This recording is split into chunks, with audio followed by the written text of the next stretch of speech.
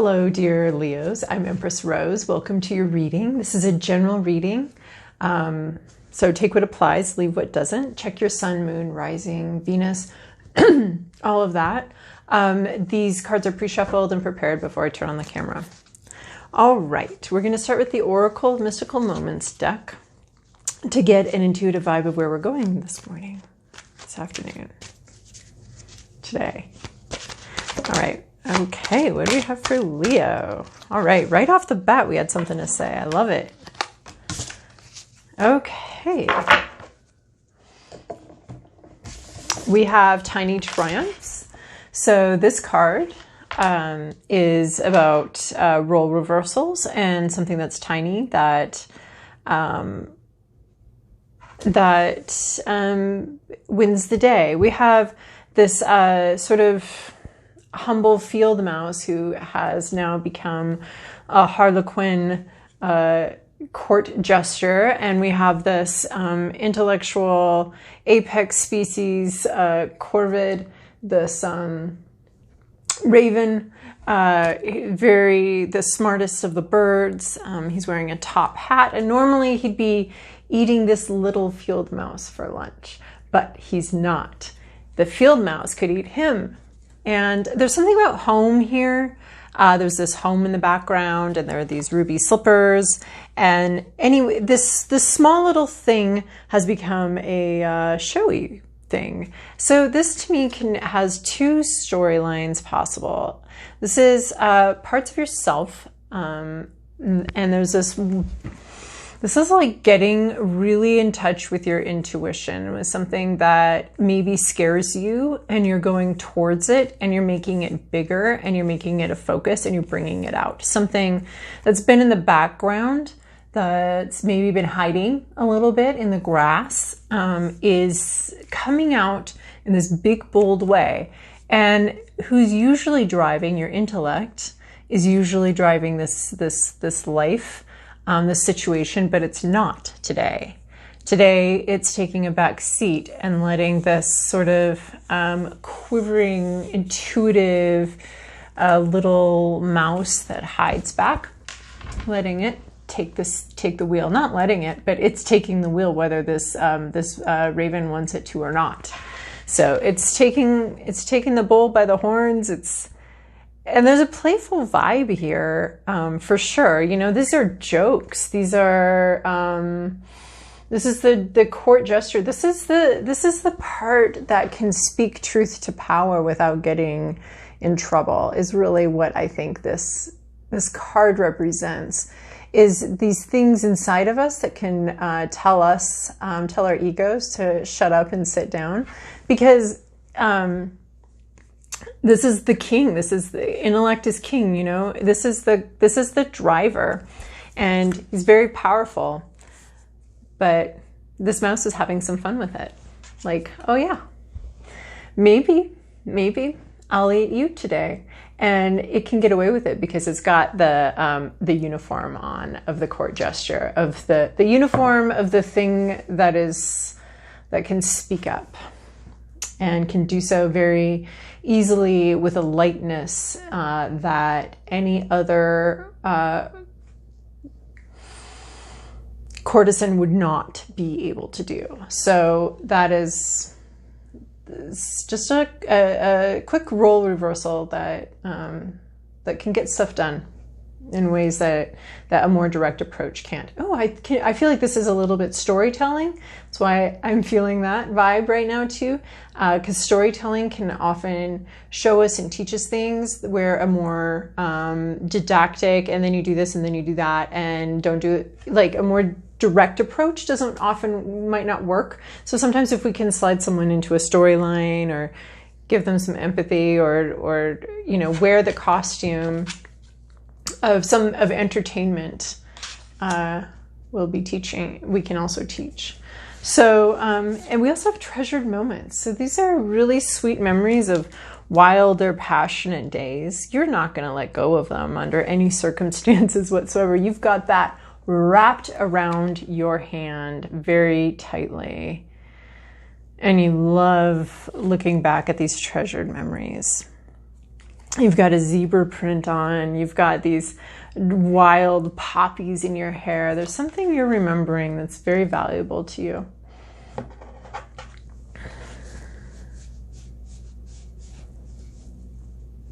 Both characters are wearing some pretty spicy clothes, some attention-getting clothes.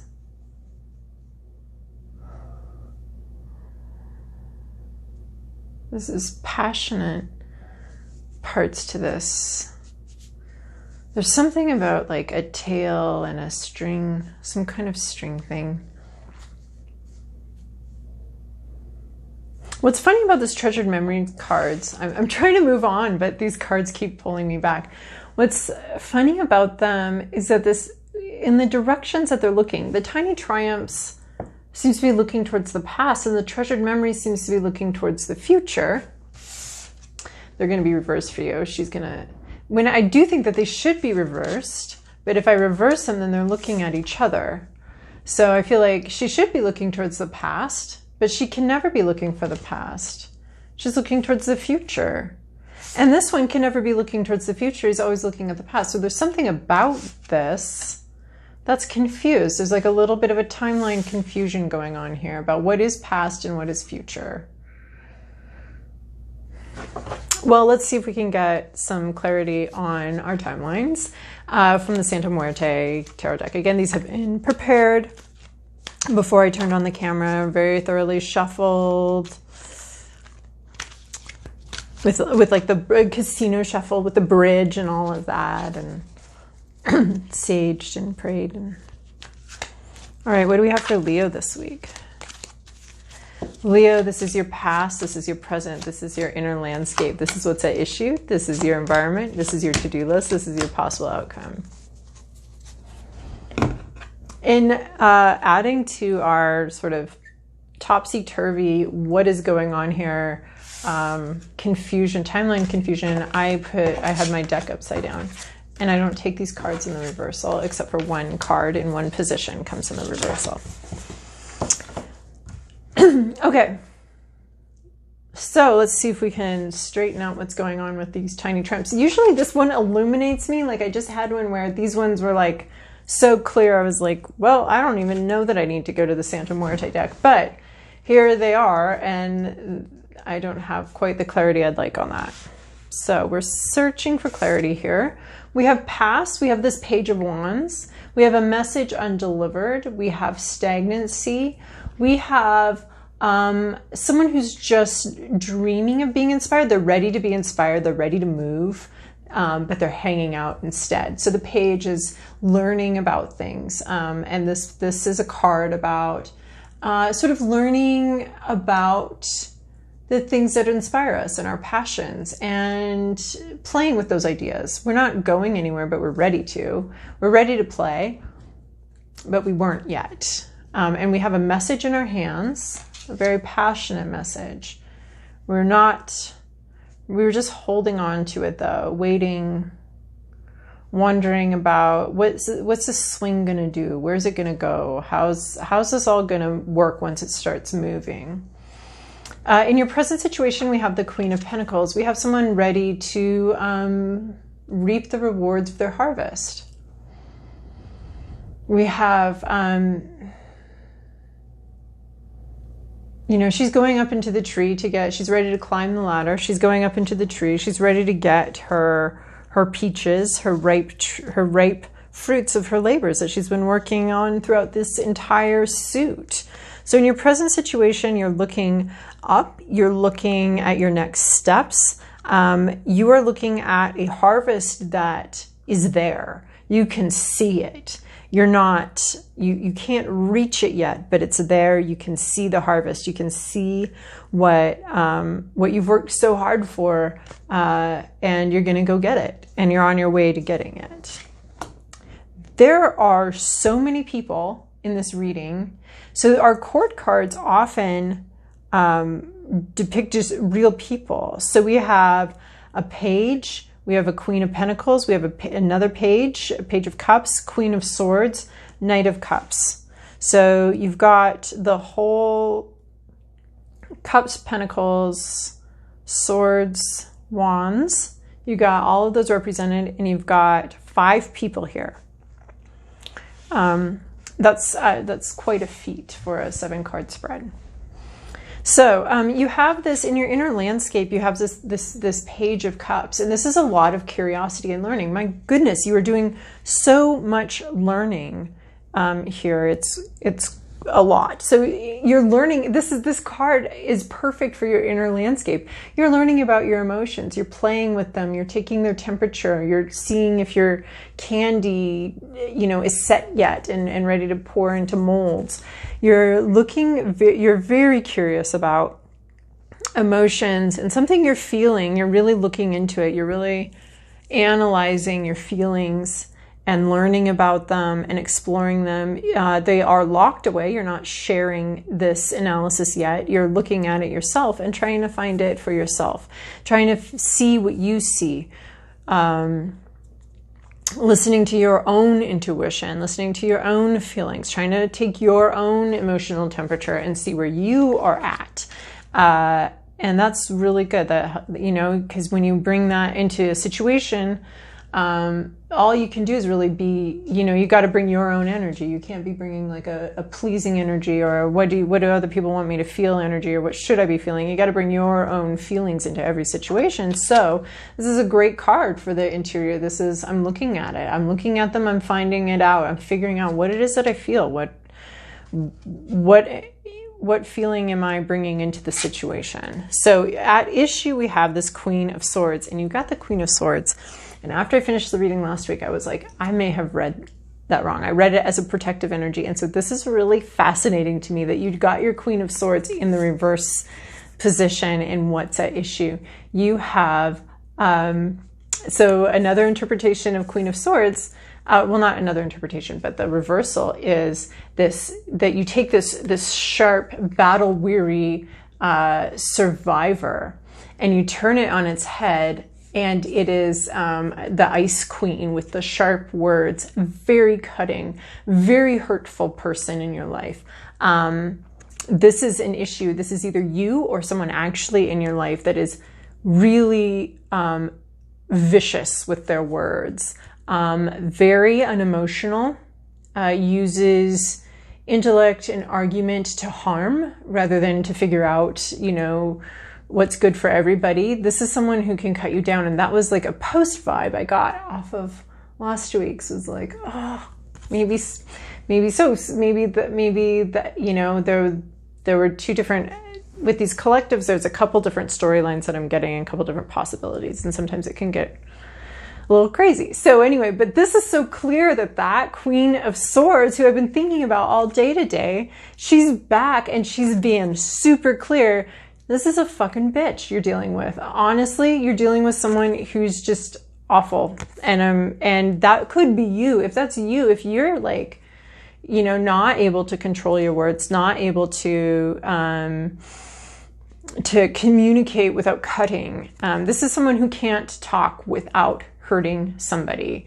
Everything coming out right now is no bueno, and she just needs to shut up and probably do a lot of this before she opens her mouth again, or he or whoever it is that's doing this. So that's an issue. That's creating a huge issue in your life, is someone who's harsh with their words and really bitter. And if that's you, shut up and do your work. If that's not you, oh my gosh, I'm sorry. But that is creating a problem. In your environment, you have this Knight of Cups. So you have emotions again. They're driving this vehicle. Your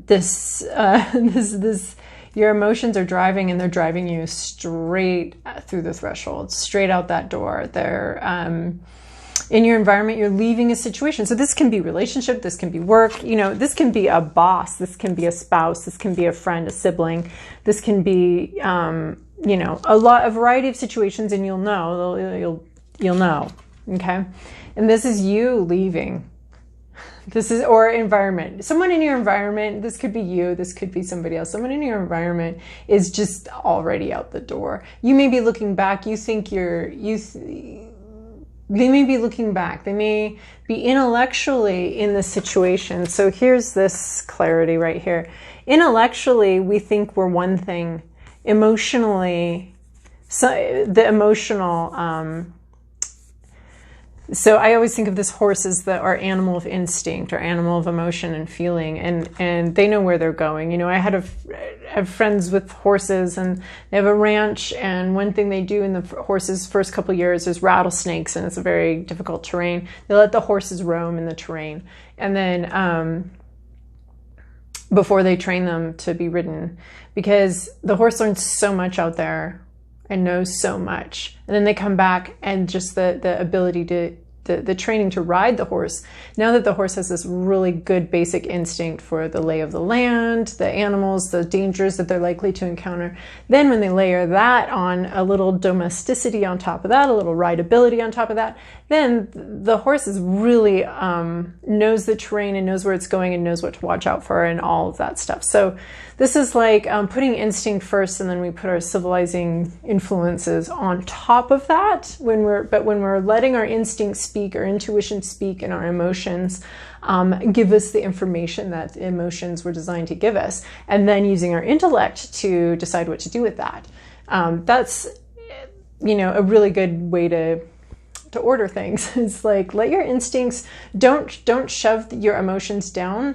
Let them tell you. They're going to give you a lot of good information. They're there to guide you and give you their information. They're this horse that you're riding, okay? So let the horse know what bushes are safe, what aren't, where the rattlesnakes are. Let that animal instinct inside you give you the information you need. And yeah, maybe you're looking back at like, wish that situation were to worked out.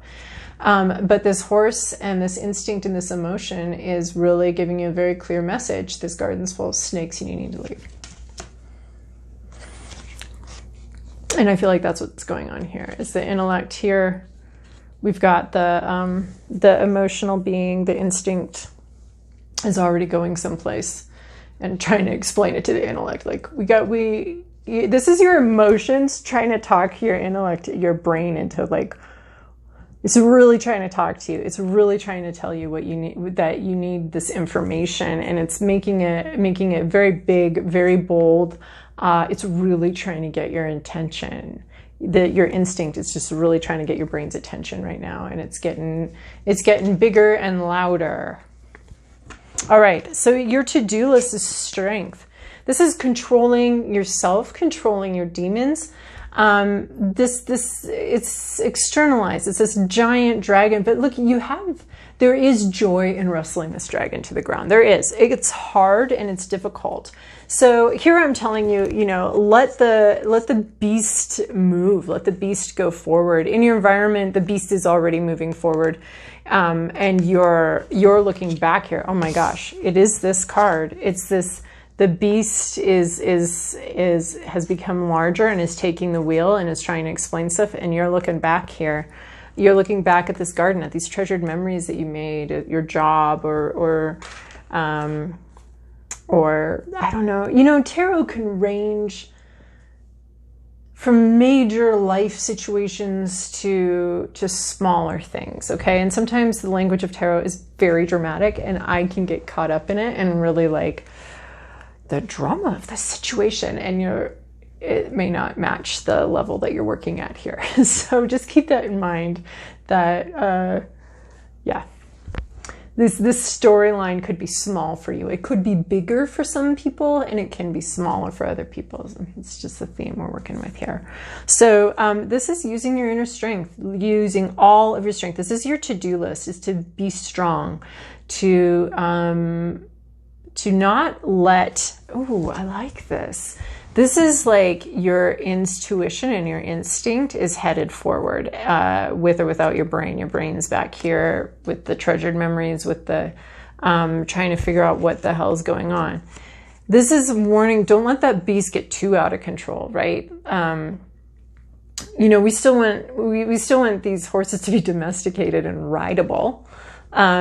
So, don't let it go wild. Don't let yourself get too wild. This is definitely a caution against unbridled enthusiasm, unbridled anger, unbridled any emotional thing. So I'm really seeing like, oh my God, and then the possible outcome, we're just going to move to this because I'm seeing these two cards together are talking about balance. Like in your environment, you got this horse already leaving the garden. And this is saying, okay, yeah, but you still got to be a little bit of the rider on that horse, and you got to control that horse. That horse like starts bucking and rearing, it's going to buck you off. You know, if you let it just charge forward, you could be really screwed. So you got to have some control over yourself. Okay, you're dealing with this thing, which is going to be very inflammatory and very difficult. So I'm seeing like a lot of control over yourself. This is asking you to do that, to listen to your intuition, listen to your feelings like you're doing right here, listen to them, but don't completely give in to whatever you're feeling right now. And so then we have the possible outcome is the Temperance card, which I'm seeing like this is exactly where this whole thing is going. You got hot and cold. This is your bartender of the deck. She's going to mix your drink for you, okay? And it's going to be delicious. And it's not going to be too sweet, and it's not going to be too sour, and it's not going to taste totally like alcohol, and it's also not going to taste like a virgin daiquiri. It's gonna be balanced. And there she is with her little, cup shaker. So she's got 2 cups here, and we've got the Page of Cups and the Knight of Cups. So we're talking about balancing out these emotions. I feel very clearly that this is about balancing your emotions with your intuition and letting them each have their say. But this is the Temperance. You're tempering these things. You're taking a bitter with a sweet. You're taking a desert with a jungle, and you're combining them, and eventually in hopes of getting to a temperate climate. You've got cactuses. You've got a desert. You've got sun. You've got this divine. This is your divine cocktail mixer. Okay, you're a divine bartender. I'm not saying to go drinking, because with these cards, oh my gosh, I would actually really avoid any alcohol with these cards, because this is a deeply emotional situation, and I don't think alcohol is going to help you manage this at all.